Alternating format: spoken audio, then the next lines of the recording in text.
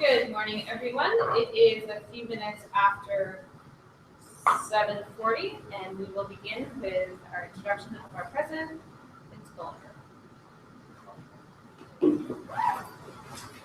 I think you're clear. I'll wait till the roaring applause dies down.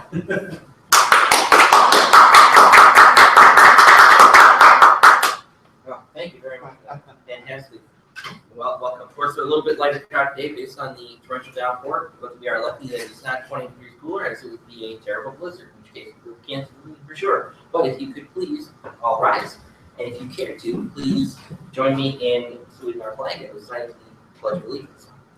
I pledge allegiance to the flag of the United States of America and to the republic for which it stands, one nation, under God, indivisible, with liberty and justice for all. You can remain standing while Loris gives us our education timer, gives us some monthly education. Okay, here it is, and it's going to be a bit longer than normal, so it's All right. almost a speech. Well, you got plenty of time, I imagine. Eh? Okay, sounds good, Vince.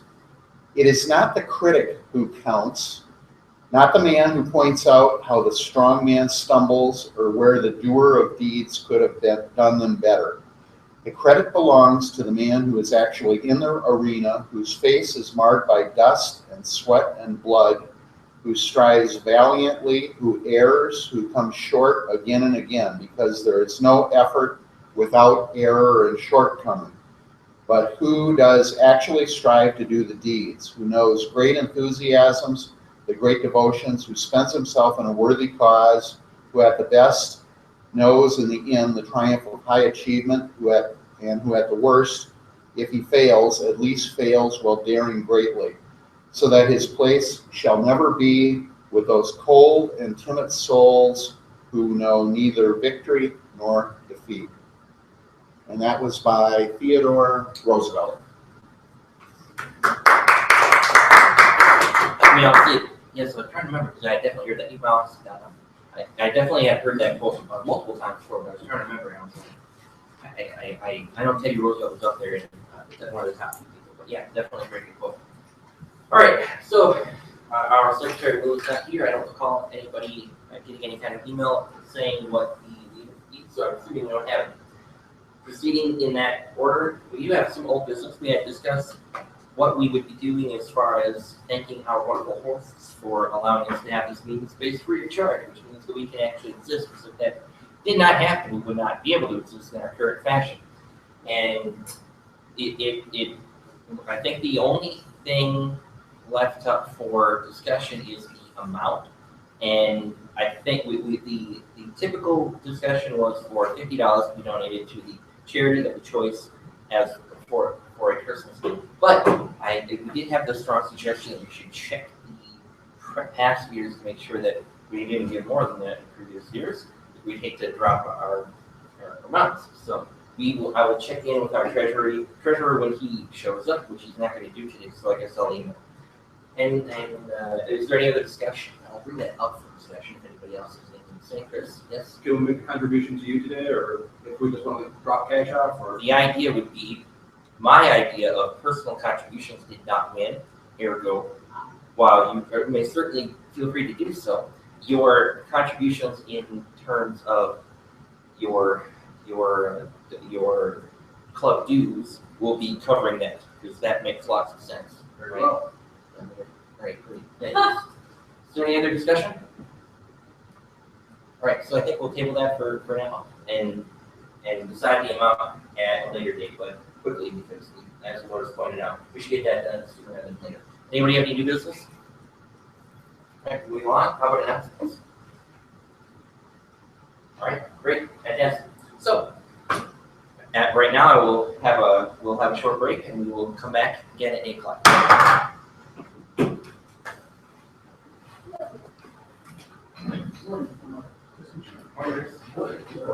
Not a problem. I was going to and you're showing up now. I was better than people and I'm not sure because I'm not here. it's too late, yeah.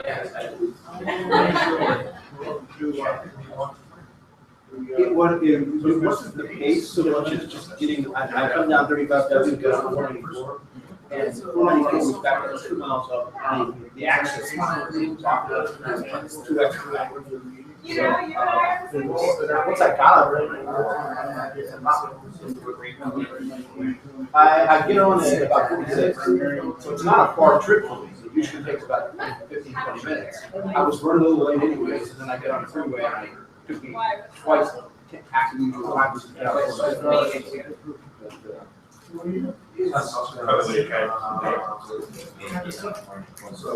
I haven't been in town long enough to know the so I'm working, but I'm coming. I'm more of a purchase. It is trying to then get off anywhere from all the way to combat. Whether you're out there or if I pull out, and do that. Yeah, and that's what happened. And today I was going to roll out a call so it's, It's not that bad. if I get off, I'm actually going Right. It took you that long on the side of the thing. But Yeah. You made the right choice. That's what you said. But I was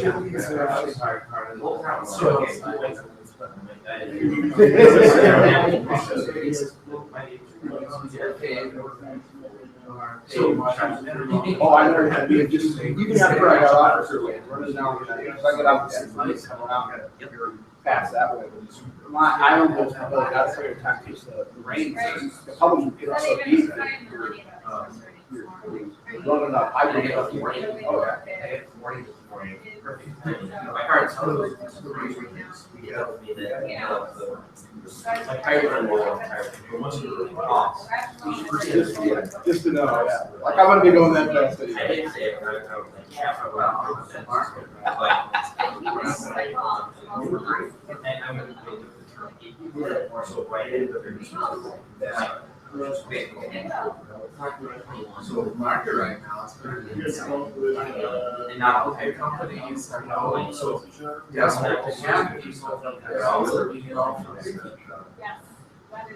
I need to go to have my car right. I'm doing 2 interviews Oh, today. yeah, where you at? You know, in this place, I assume it just means getting get your pressure check.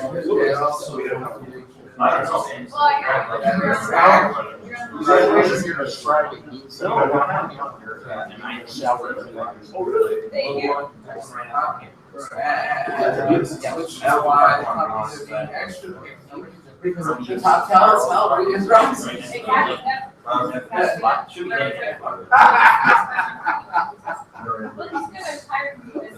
No, my brother just used to leave. So he's driving electric too. I was purchasing. Is that what you said? Or you were nice and It's more tactical, but it was basically that. If you understand the markets. And when I said, you know, under normal circumstances, I probably would learn it. Generous. It's a code Yeah. But anyway, and then still need to get to the very next stage. If you came back. Sometimes that's a little different. So if you had that, you know, like those better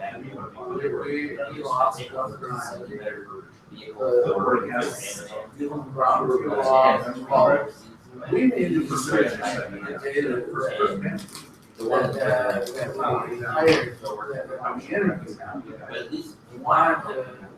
but then the next step is no even transition at the corporate level. And when it's at a corporate person at finance, person steps for 2 weeks. By which time, Who's not? So, not. I'm gonna get that. I'm gonna get that, and then I'll actually get that start. And so they're like, well, yeah, at this point, I was like, well, you know, I'll forget. So after that, where we take a van. I think especially. This way, we can see the. Salary. You know, It's also I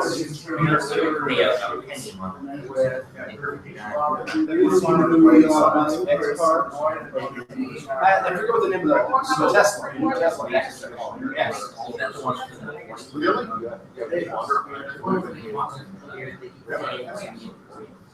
I think there's the one. Anytime. The Yeah. the NASCAR's one just released. It's still up for doubt, but it's supposed to have they're calling it hyperspeed. It will actually go 0 to 60. That's a lot of, some of the things that we're trying to have. Oh yeah, I mean, faster than the Corvette. It's. There's something very, I would say, Oh yeah. No, yeah. I feel like I get shot up in Florida. Really? Yeah, you know, it's nice to see that car. It looks like a meeting. Oh yeah. So you gotta work a lot as you know. Good candidates, but maybe told to go take a hike because their rates are too low. You want too much automation. Morning, Chris. Yeah. Do I need to know anything about timing information for anybody that's trying to know anything? 3-5. And. Oh, thanks. You know, I am really hot. Last night, they were, those were a group research. Yeah, so I couldn't fit. We'll be. But, say my finger is a big super nice. Yeah, so feel free to talk to. Yeah, so there are sometimes when you watch these, Yeah. some foods, so when you're messing with your chilies, you probably should be wearing gloves. You know, it was like, maybe I touched like one finger or something, whatever it was. Thank you. Well, my iPad's just refer me to Fresh for eye drops. Yeah. Now it's gonna. Okay.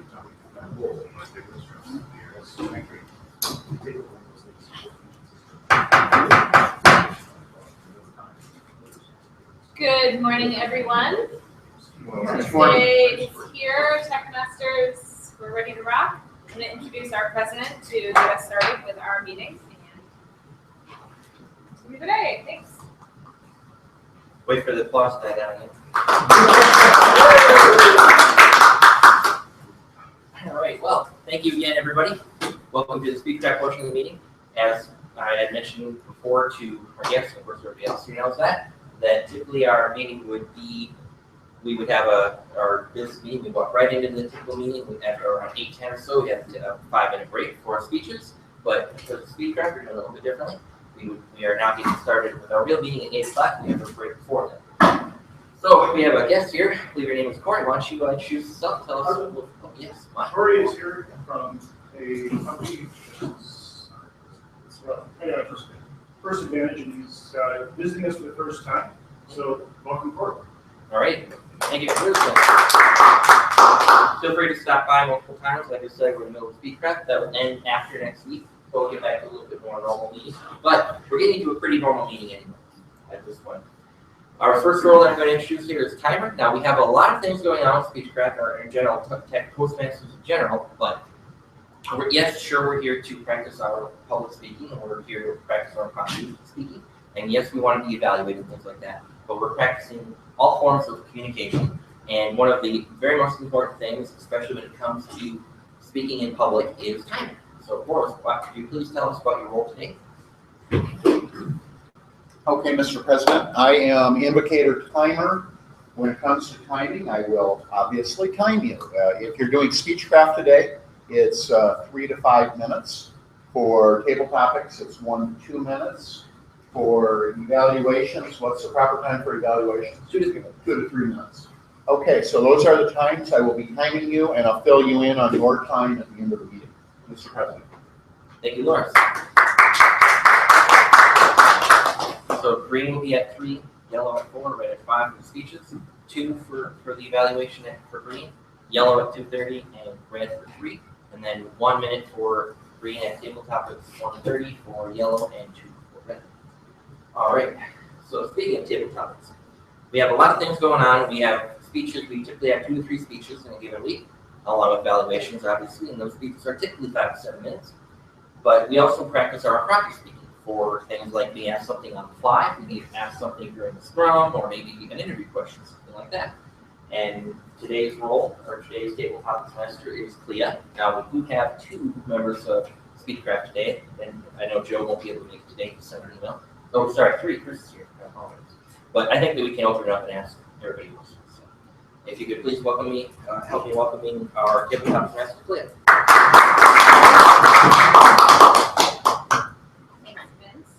It's interesting that you mentioned interview questions, because that is exactly what I'm going to focus on.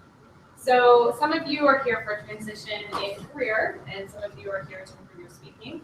And I am going to give table topics questions that are related to interviews that you may face when you go in for a new contract or just present yourself in your career change. So I will start with our Speechcraft folks and then move on to the rest of the group.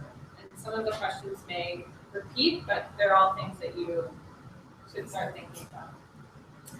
So to begin, Chris, I'm going to start with you. You have been here for the longest time. I'll just, you guys get a little settled.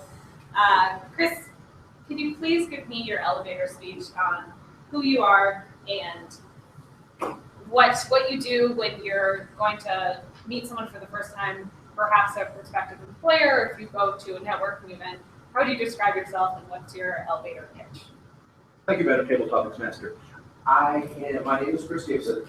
I am in transition from telecom, 15 plus years in the telecom industry, to the role as work training to become a software development engineer.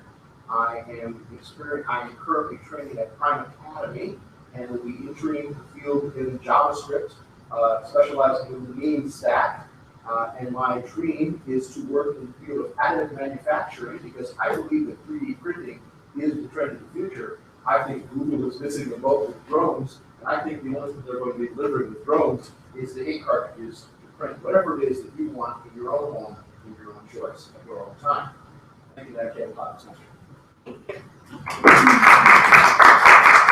Very interesting. My dad also believes the same thing, and I'm right there with him. One day we can just go to our printer and say, I need a new toothbrush, and there you go, you have a new toothbrush, or whatever else you desire. Thank you.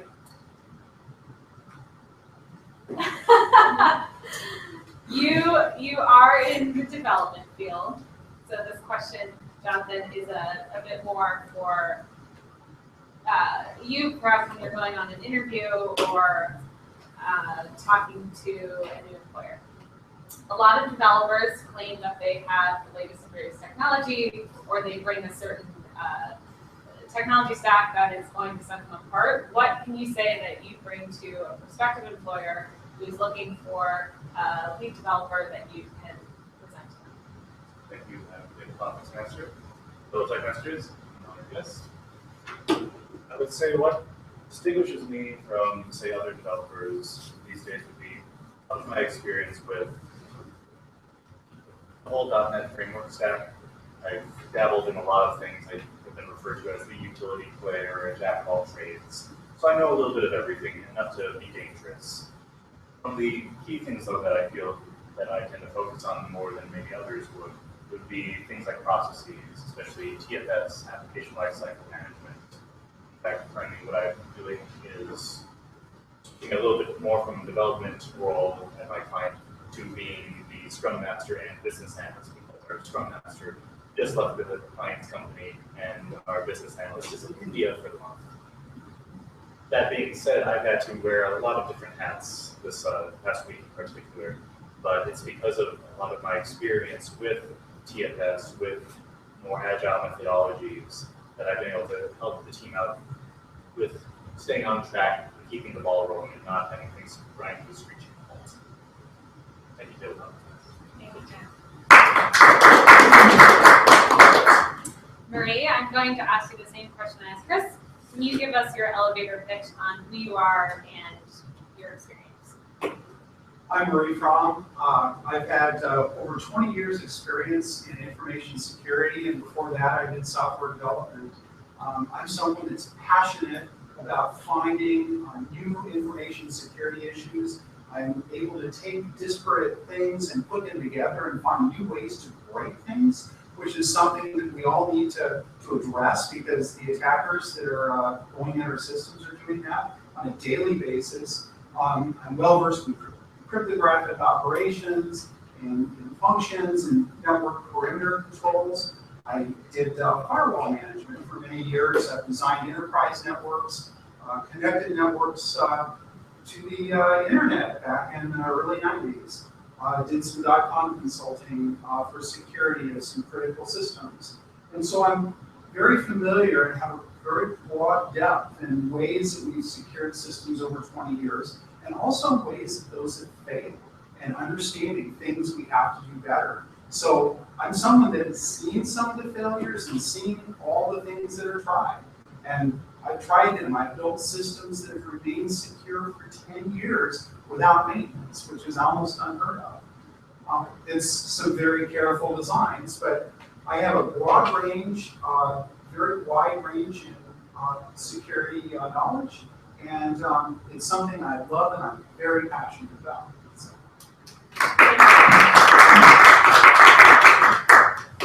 Very impressive. Okay, Tony. Can you please give me the benefits and drawbacks of test-driven development? Thank you, Madam Speechcraft. Fellow TechMasters, you asked me to describe the benefits and drawbacks of test-driven development. Probably the key benefit is better, more stable code. People can work on their code, bring out some tests. By thinking about the tests and what you're really building, people develop better and make sure that it's working when it goes out the door. But of course, that comes at a cost. You have this pile of tests sitting there, and a lot of people like to build their code and maintain the code, but then they forget that the tests are just as much a body of code to be maintained as the code that they test. So the biggest drawback is people not maintaining the tests that they build. The other drawback is, as a really hard formal methodology, telling people to never write any code before they build anything. Most developers would rather just be writing than thinking. So, thank you. Thank you. Do we have time for one more? Should we? Sure. Sure, why not? Loris.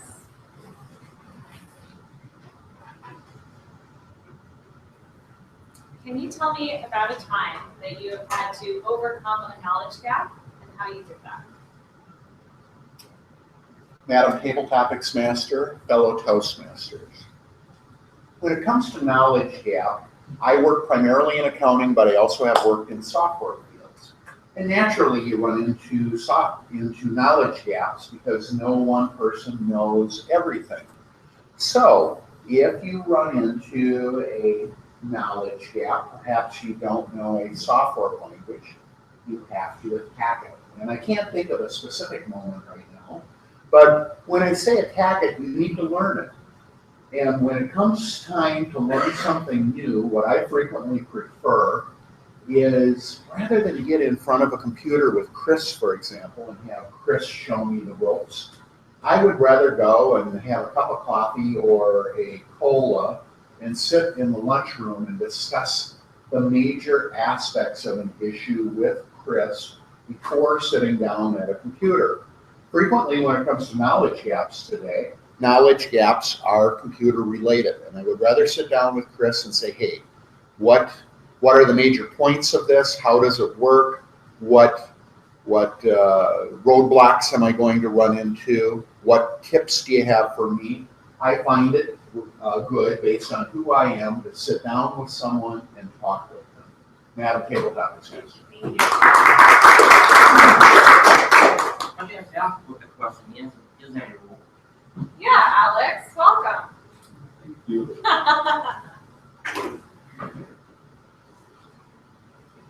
I'm going to ask you a similar question that I asked Jonathan. Can you tell me what you bring to the table that other developers or other professionals in your field don't?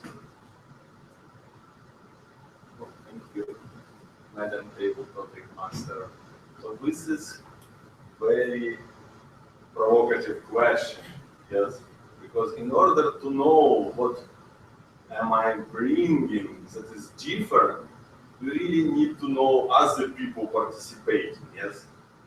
So this usually become well known after a year of work, most likely. And for example, in current situation where I'm working, I think I am bringing stuff that I would like to deliver functionality on time, rather pursue some developers' goals, like doing either esoteric code, some over sophisticated, or reach 100% unit test coverage. My slogan now is golden middle. Good is good enough. So instead of doing some perfections, you need to satisfy customer needs, because company earns money from this fulfillment, and in the end, salary is part of that money. So golden middle, this is what I'm trying to bring now to the table. Thank you. Thank you. I think that's a battle that every company, every industry faces. Do we increase productivity? Do we increase quality? Or do we just find a way to deliver? So with that, I'm going to turn it over to our president.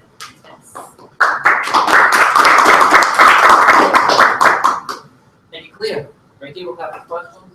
Very pertinent to a lot of us. I'm actually wrapping up the game, so I'm going to have to start answering those kinds of questions again. All right, so how to say it. So what we've been doing in these last several weeks here, we've been going through different portions of public speaking. We've been going over how to organize your speech, how to use gestures to go ahead and add to what you're saying. We've talked about vocal variety, your pitch, your inflection, your volume, things like that, and how that can add to what it is that you're trying to say. Today we're talking about how to say it, a little more nuanced. It'll be very interesting, I think. We have 3 participants today. Sorry, Joe can't make it, but our first participant here is Jonathan Owen. John has been with us since August, so he's a little more experienced than us. Kind of here to help get through some of the presentations in this company indicator. John tells me he's going to be discussing. Oh, before we get started, I want to make sure that any eligible participants, please make sure that you leave your workbook with your advisor so that they can properly, with the person who's going to be evaluating you. So, for example, John, you'll be giving it to, remember? I want to make sure that we all have this in here before we move along. Great. So they're evaluating each other nowadays. We've been adding more and more and more. At first, we were just having them answer tabletop questions. Then we moved along to adding speeches to it, and then now they're introducing each other, and they're going to be evaluating each other. Next week, they're actually going to be kind of taking over quite a bit. So our first speech participant here is how to say it. Please help me welcoming Jonathan Owen. He'll be talking about some of his favorite restaurants, I believe.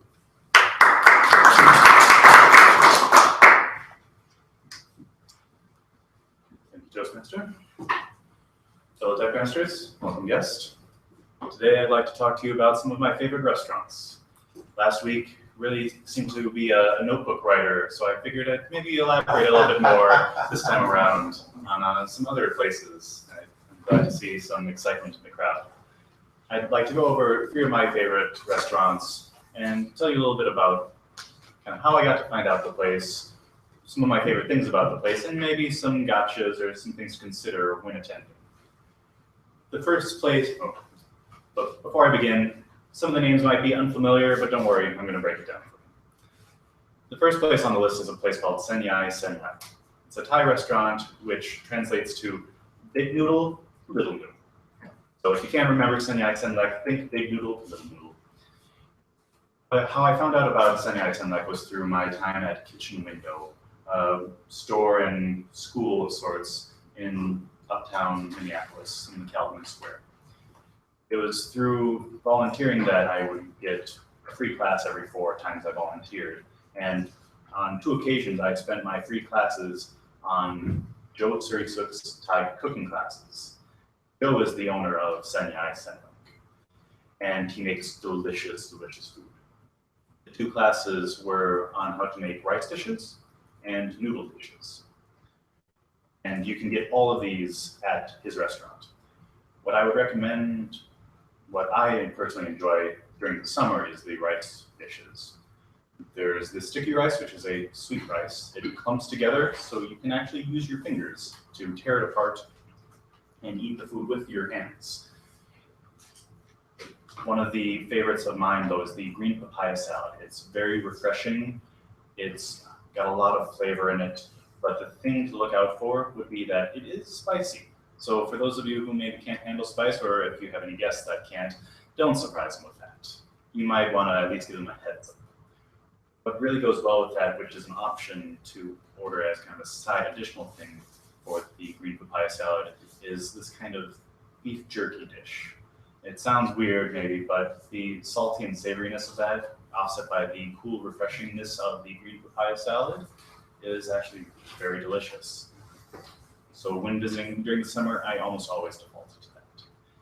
Of course, one can order a noodle dish, much like pad thai. Everyone, or mostly everyone, I think knows that pad thai is kind of the most common dish. It's usually the most ordered thing on the menu, which is why Joe had told me and other people taking his class that he puts it at the bottom of his menu. He really hopes that other people will order other dishes, much like a dish called pad see. You can think of this as a stir-fry noodle dish, but it has wide noodles. That's the first characteristic, and it also uses a sweet soy sauce. So if you're not big on spicy, this is a great dish. It's got the savoriness, but it's also a little sweet, and it's got those delicious wide rice noodles. The gotcha with Senyai Senlak, though, is going to be Sundays. If you are just craving some Senyai Senlak on a Sunday, you're out of luck. They close down.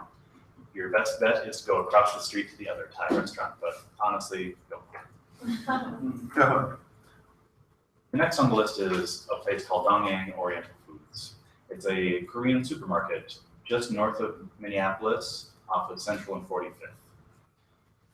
There, you can get a number of different things in their deli, which is tucked away in the back of the supermarket. But if you're wondering like what to order, get the Korean barbecue. The name of it is called bulgogi, but if you say Korean barbecue, they'll know what you mean. It's delicious, it's griddled, and it comes with a lot of little side dishes. I found out about this place when I was taking a martial arts class in college. And they just took me to this hole-in-the-wall place, and it was great. Third on the list is a place called Mandarin Kitchen. It's a Chinese restaurant in Bloomington, and what they're really known for is their dim sum. Dim sum you can think of as Chinese brunch. They have these carts that they will wheel food around on, and it's all steamed food, especially dumplings. So when ordering, you can just pick a la carte. I want that dumpling, I want this, I want that, I want that. The weirdest thing that you can probably order is going to be the chicken feet. Now, I've tried them out, they're not bad, but it's a lot of work for a small amount of meat. So I'm not sure if I'd go order it again myself, but if you've never been, I highly recommend you give it a try. To summarize, the 3 places that I listed was Sunny Iceland Lake, Dong Oriental Foods, and Mandarin Kitchen. I love these places and would recommend you take your friends and family to it whenever you get the chance. Thank you. Oh, yes. And I have these little notes here for introducing our next speaker. Our next speaker is Chris. When I think of roles, today we have Vince as our Toastmaster, we have Clea as our Table Topics Master. I like to think of Chris as our Meta Master. In the past few weeks, he's illustrated gestures by talking about gestures. He's talked about vocal variety by demonstrating vocal variety. Today, he's going to be talking about getting to the point with pinpoint precision. Please help me welcoming Chris.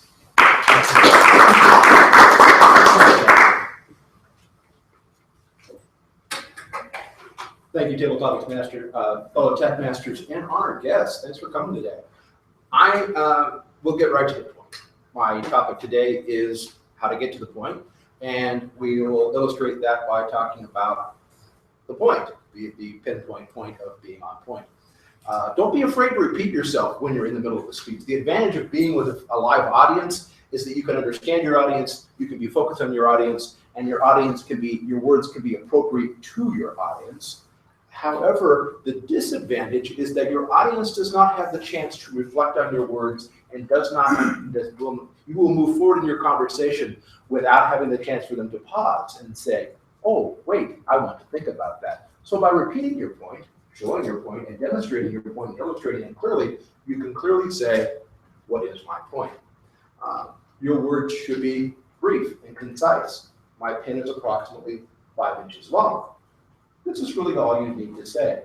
You don't need to talk about the centimeters. I don't need to do metric conversions for you. I have a small, short pen of appropriate size to my pen. Your topic should be appropriate. I am talking about a pen. I'm not talking about a stylus or a clerical pen or a pencil. I'm talking about a simple, straightforward pen. The last thing you'll want to do is be vivid. Create a picture with your words. Your thoughts and your audience's thoughts will translate into this. And I am talking about a small blue and gold pen with a black handhold and a simple activation device on and off. So your pen can be appropriate, brief, and concise, and should be repeated. Pardon me. You should repeat your point several times to make your point.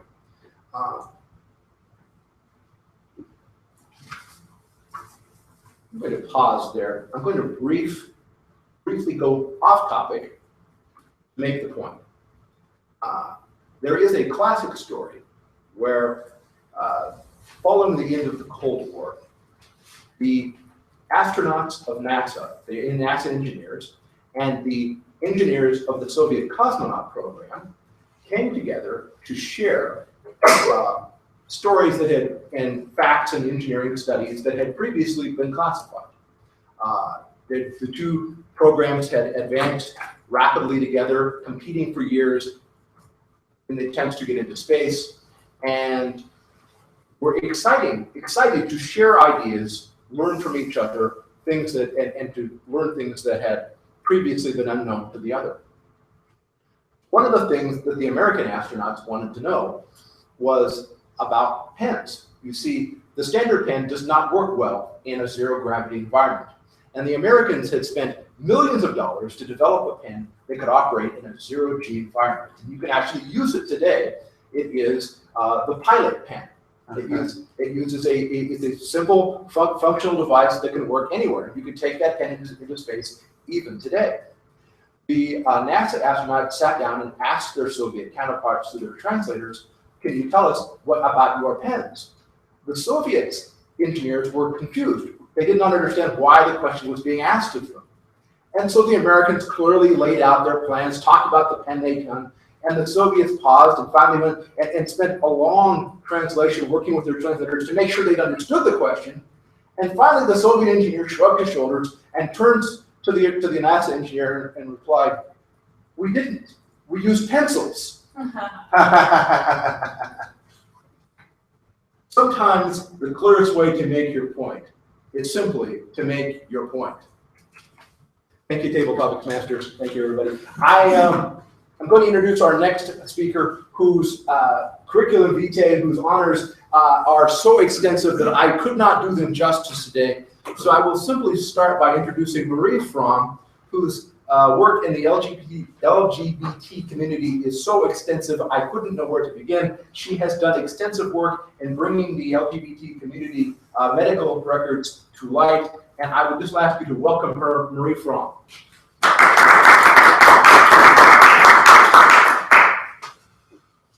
Hi, I'm Marie Fromm, and today for the how to say it, I'm going to talk about a topic about what it actually feels like to be transgender. So the news media frequently has depictions of this, but they usually cover very superficial aspects. They don't actually really go into what it feels like. So anyway, I'm going to define a couple terms. First off, of course, transgender. That's a person who feels that their assigned sex at birth does not match who they are. There's a dissonance between who they perceive themselves to be and the gender marker that's on their birth certificate. Now, there's another term you're probably not familiar with. It's cisgender, and this was a term coined in the 90s in academia. It's a way to describe people who are not transgender. And if you think about it, trans is Latin for other side of gender, and cis is Latin for same side of gender. So cisgender people are just simply people who feel alignment with the gender they were assigned at birth, and likely all of you. So some things that you might not understand about being transgender as a cisgender person is things like housing discrimination. When I moved here a couple years ago, I rented a home, started a new job, I was pretty excited. Felt like we were getting settled. And a few months in, my landlord, who hadn't actually met me in person, realized I was transgender. We'd done all this through the mail and stuff. And when he found out, I got an eviction notice. And we had to move on very short notice. 1 in 10 trans people have been evicted from a home simply because of who they are.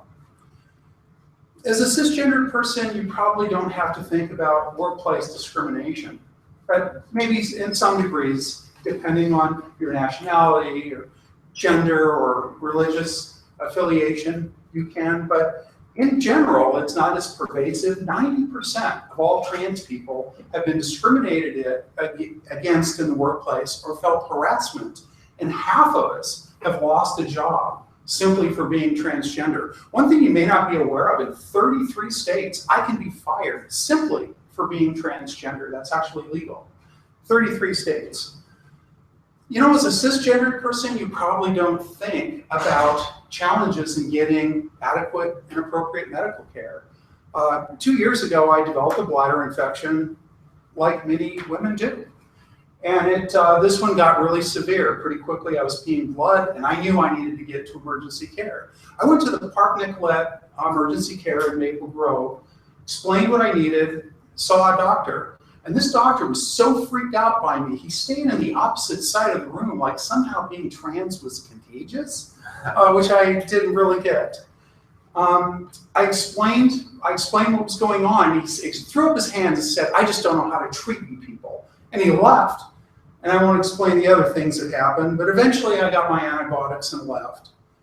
You know, as a cisgender person, you probably don't have to fear interactions with the police. I was arrested several times in my teens and 20s for the crime of wearing more than 3 pieces of clothing of the opposite gender. These laws were widespread in my teens and 20s, and I could go out with friends wearing women's shoes, blue jeans, a blouse, and earrings. And that was illegal. It could get me a night in jail, and did several times. Year before last winter, I was in downtown Minneapolis, and I was disoriented. I wasn't sure where the parking garage I parked at, and I approached 2 Minneapolis police officers politely and asked them, explained that I was trying to find my parking garage, and could they give me directions? One of them with a snarl said, "Get away from me, you faggot." And I could tell if I didn't get out of there, I'd either be getting a beat down or I'd be going to jail. So these are the things that trans people face Fully half of all trans people don't feel comfortable approaching the police for assistance. So being trans is usually described as I was assigned the wrong sex in any number of ways, but this fails to convey what this feels like, and that is pain. It's deep pain that reminds you, everything reminds you of it. When you go to bed, when you wake up, when you undress, it's this constant pain, and it drives us to do the things we have to do to achieve a balance within ourselves. It's not about putting on makeup or wearing dresses or the other superficial and insulting things used to describe trans women's femininity. This is about resolving deep pain and what we need to do to address it. Transition saved my life in a very literal way. So also as a cisgender person, you don't understand the joy and peace of finally living in a body that makes sense to you. You take those things for granted because you're already there.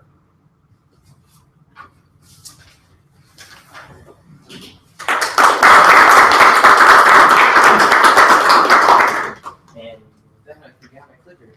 To engage, all right. Okay, so before we go over to the general evaluator, we're going to go over some evaluations for our speeches. Our first speaker was Jonathan. He will be evaluated today by Chris. Please, Chris, could you give us your evaluation of Jonathan? Yes, thank you. Jonathan, my first observation is great improvement, and I think I found a familiar topic in there. I have to comment here is that after your talk on foods last week, I found myself looking up, I can't recall the name right now, the Mexican place you cited. Unfortunately, they were closed that day, just as you mentioned. So I appreciate your reference to something I said was here. Very on topic. Your research to Joe was very appropriate. Perhaps if this was simply the topic, a little more vocal variations. I only put that there because everything else on your list is excellent. I felt I had to have something you could improve on. But it was an excellent topic. I really enjoyed it. And I'm hungry already. So thank you very much for a great speech, and have a nice day. Thank you. All right, and Marie, could you please give your evaluation of Chris' speech? Oh, am I wrong about this? It's backwards. Mike backwards here? I wasn't. I went first, and so Chris would have done me, and then you would have. Oh God, I somehow ended up. I think you wound up with my book, actually, Vince. No, that's definitely one I pulled up separately. Okay. I ended up with my book, so I wasn't sure. I was looking for Joe because it said I was supposed to evaluate Joe. That's all right. That's okay. That's okay. If anybody has anything to say about, I will self-evaluate today. If anybody has anything to add about Chris' speech, feel free to add it now. Tony, well, you are his mentor. Yeah, as mentor, this is one of the roles that a mentor does play. The mentor will frequently do an evaluation of their mentee, even though they might have an official person doing it. The biggest thing that I thought you did an excellent job of presenting an idea, bringing out a prop, showing it, demonstrating it to everybody. A couple of things that I would say that you would like to watch is I noticed that you have a number of times where you'll put a little transition in there, and you use or as sort of that transition word. And you might want to keep that in mind because that's one of the things when we get into our normal speechcraft, and we get the bell back, you'll hear that ding, and we want to watch for that. It's great to have transitions, and we all need those transitions, but I noticed that you were using it sort of a little bit of a transition topic. And there were a couple times where I watched, listened to the rhythm of your speech a couple times, but just a touch mechanical. But I love the topic, I love the way that you did it, and I think you brought a lot of value to this meeting. Thank you. Thank you, Chris. Do you have an evaluation for Marie's speech? Yes. Thank you, Jonathan. Marie, Thank you for that wonderful topic. It really helps give a sense of the life that you and others may live and some of the hardships that you have to go through, which are all very terrible to hear. And I'm sorry to hear that you've had to experience those. You did demonstrate proper word usage throughout your speech. For some of the words you listed out, kind of the translations and explained what they meant. The one word that I noticed though that you used that maybe wouldn't have been known by most would be the term assigned. I feel like that's kind of a unique one that not a lot of people will understand necessarily what that means. So maybe a little bit of further explanation would have been helpful for that one particular word. But for everything else, I thought you did a great job of explaining what each of these words meant. Some improvements that I noticed from your past speeches that you had in this one was you were not using slides, so you were able to face the audience. You did a much better job of that. You were not always looking down, but you were looking at your notes frequently. So I would say if you can get away from maybe the notes and be more engaged with your audience, that would be a further improvement, but you were doing much better than you had before. So kudos for that. Overall, I would say it was a very informative and very well put together presentation, and you did a great job.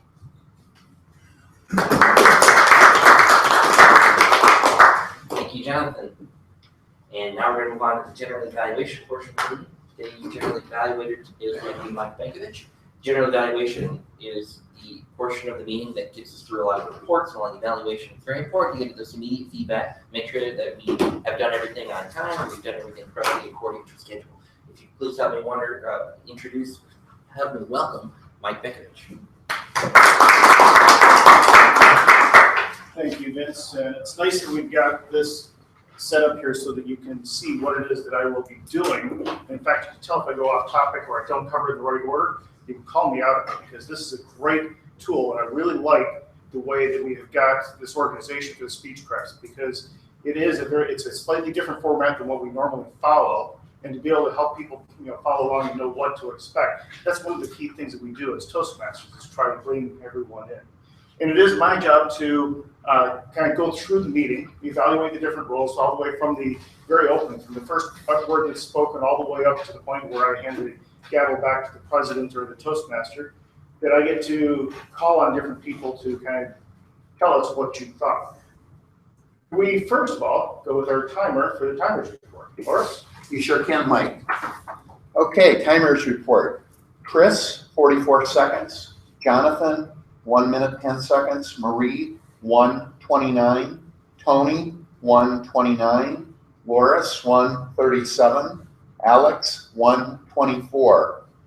Speechcraft, which was fall between 3 and 5 minutes. Jonathan, 5:22. Chris, 4:04. Marie, 5:25. Evaluations. Chris, 42 seconds. Tony, you evaluated Chris for 38 seconds. Those are rather short evaluations. They're usually to run 2 to 3 minutes. And Jonathan, you evaluated Marie for 1 minute, 24 seconds. Thank you, Loris.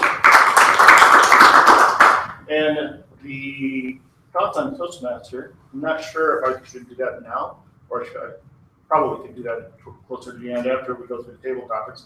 Table topics are where we get a chance to practice our impromptu speaking, and I thought the questions today were very appropriate. It comes from the background of where you're out asking interview questions, and you really asked some great thought-provoking kinds of things. I kept in the back of my mind going, oh my God, what would I say if you were to ask me, what's your elevator speech? How would you answer this kind of thing? Or why would anyone ever want to hire you?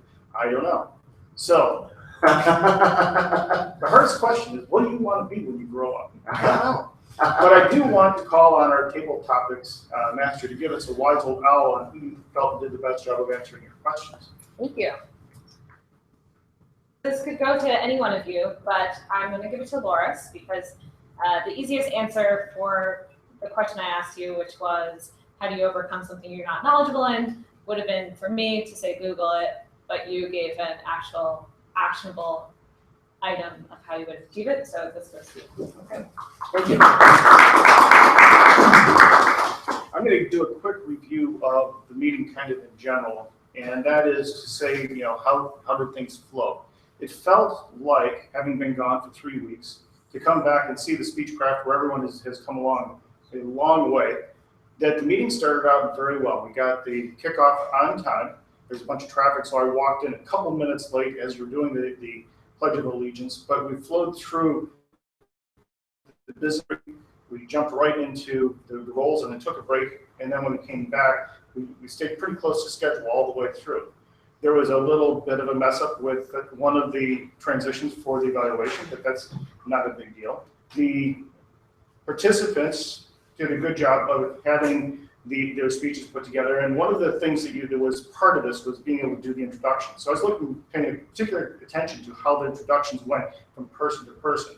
And I liked the way that Jonathan had Chris's exact title in his introduction. So when he got to the point of saying, what is Chris's, here's Chris Gibson, and getting the point with the pen, I thought that was very good to see. I'd like to see the other participants also have those titles in front, because you say the person's name, you say why it's relevant, you say the title, and then you hand the podium, and we go between those two. The evaluators, I like the evaluations today. They were wonderful. But is there any way that they could be improved upon? I think so. What I'd like to see, and I could give some specific feedback on when you are doing the evaluation. The whole point of the evaluation is to help that speaker know what they can do next time to improve on it and do a better job the next time. And whether you agree or disagree with the message, or it could be politics or whatever, what the question is how do they deliver it? What do they do with the speech, and how does it flow through? And I liked that you talk about what was good about the speech, but I also want to here's something that you could do better. And I'd like to see some more thought going into, okay, well, what is that 2 or 3 nuggets that you could walk away from? In kindergarten, they talk about how you say, this is good, this you can improve on, and this was good. They called that the sandwich, and just kind of working through that. And I thought that John did a great job with the sandwich, talking about this is something I like. Here you're working with notes, and you could work with this to do a little bit better. I thought Tony did a good job of talking about identity. And then you step back and you talk about here's the words, and here's the ahs and the ums and things like that. I liked that you brought that up, and that you also talked about the grammarian and the dinging and just kind of those things you could do a better job on. And Chris, I think you can work a little bit more on, we don't know everyone super well, and you might feel uncomfortable with it, but sometimes the evaluation would say, this you did well, but John, I thought that your transitions could have been done a little bit better, especially closer to the end. It felt like the summary just kind of reiterated a couple things, and it felt like you could really slam it home by saying this is the ultimate place to go or something. But I thought all of our speakers did a great job of participating, and with that, I'm going to turn it back over to our Toastmaster, who is going to take us through to the end of the meeting. And I think Vince has done an awesome job with the Speechcraft. So let's give Vince a big round. Thank you, Mike. That applause is supposed to be for you, man. All right. So, with the last few minutes here, we have interesting assignments this last week here. The last session of Speechcraft is next week. It'll be a little bit different. So we have some speeches. We have a typical 3 to 5 minute speech, but that 3 to 5 minute speech will be on what have I learned? What have you learned through the Speechcraft process? So it should be a little bit easier than typical. And hopefully you'll be able to incorporate some of the past presentations that we've had and keep a lot of those things in mind about organizing and how to say it, gestures and things like that in mind when you're putting this through. Also, we're going to be needing a timer, a table topics master, and a general evaluator from the participants. So you're going to have an assignment on that. And I will give those assignments right now. I will do it in alphabetical order by last name based on whatever happens first. So let's see, last name first is Frank, so you will be the timer next week. I will be out of state next week. You will not be the timer next week. I will try to get Joe to be the timer next week. And for table topics, I'm going to make that Chris.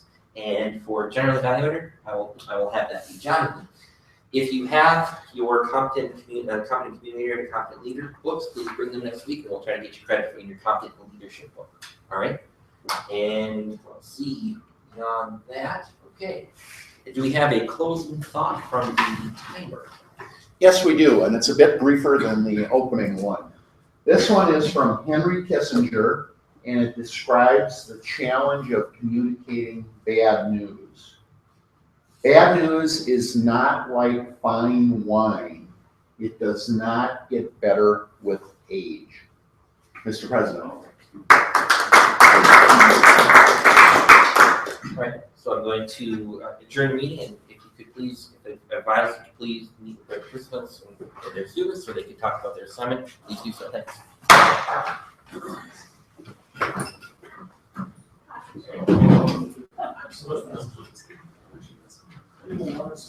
Hi, guys.